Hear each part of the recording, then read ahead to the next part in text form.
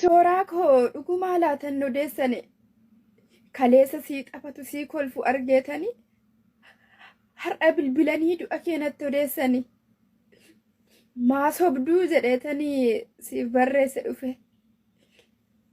ollaanii irraa si dhabnaanani yeroo sii kenne tarii micaan maraataa kuni hamma biiziidhaa laata jedhe yeroo sii kennee yoon takka turee dhufu hin jirtu ni laallessi barreeffama ko waanan godhusu wallaale laftis natti dukkanooftee akkaataan dubbisna harkaa baddee xiqqaa fi guddaan gaafachuu eegalee waa'ee kee dhugumaa yoonaan jedhani lakkisoo badhaan jedhaanis deebiseetani guyyaa hacee sanas yaadadhe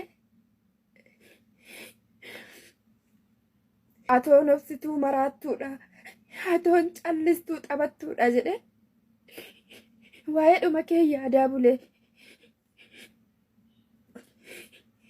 hankanin jedhu obsi taaree dandeesse haxoo xiqqushuudha baattaaree dhagicha dandeesse maalsii hirmaadhani qooda kee feet ofitti na waammadhu buraatii keensii ta'a bar salphaa sitti hin fakkaatiin biyyoo sirra garagalchanii dhagaa sirra tuulu dadhabdee iyyitullee firri sormis hin dhaga'u maa deemtee suuraa koo kolfa keenyuuf laattee xaba kee'oo akkam goonu kaammamee akkamaa taanu akka dhabne xabattuu koo akkamii hacee faana wal agarte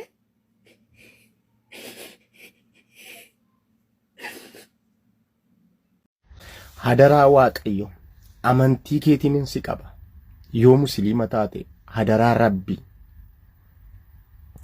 yoo kiristaana taate hadaraa waaqayyo kanaan booda uummata kootti maqaan kenni maqaa ittiin baasin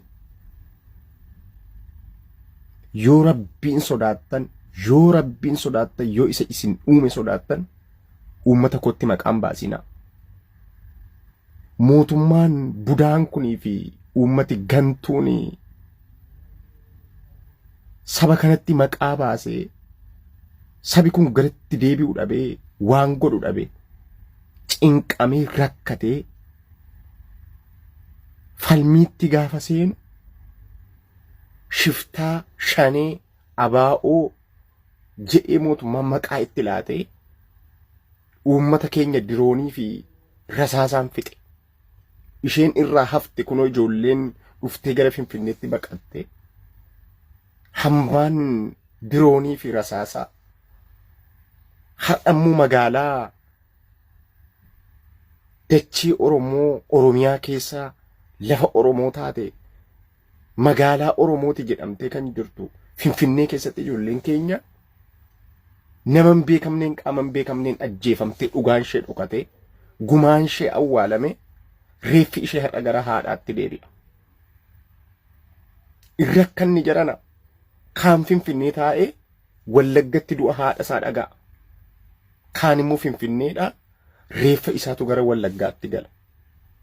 Jarana garatti deebinu dhabne isin nuun beektan nu abidda walakkaa jirra. Isin maqaa nutti baastu isin maqaa nutti laattu. Itoophiyaan Oromoodhaaf budaadha. Yeroo tokko na yaadadhaa namicha tokkoon Itoophiyaan Oromoodhaaf budaadha. Ilmaan Oromoo nyaatte hayyoota Oromoo qaqqaalii Oromoo xobbee Oromoo kichuu Oromoo dheeddee fixxe Itoophiyaan budaadha. Ittiin jennaan hafuurri kun sirraa ifatamuu qaba waaqayyoon kadhadhu sirraa ifatu waaqayyoon naan jedhe. Namichi sun waggaa tokko otoo hin turiin Itoophiyaan deebiste isuma nyaatte. Itoophiyaan anaaf budaa. Biyya miti anaaf Itoophiyaan. Anaaf Itoophiyaan biyya miti. Budaadha budaa nama nyaattu budaa saba koo nyaatte. Budaa wallaalaa nyaatte budaa xobbee nu harkaa dheeddee fixxe. Hiriyyaa koo nyaatte obboleessa koo nyaatte. Wallaalaa kichuu ola deemaa barataa nyaatte. Ijoolleen keenya garatti baratan hin qaban garatti hojjetan hin qaban isa baqaaf gara Finfinneetti galanii Finfinneedha reeffi isaanii biyyatti deebi'a. garaa konna gubate dhugaadha.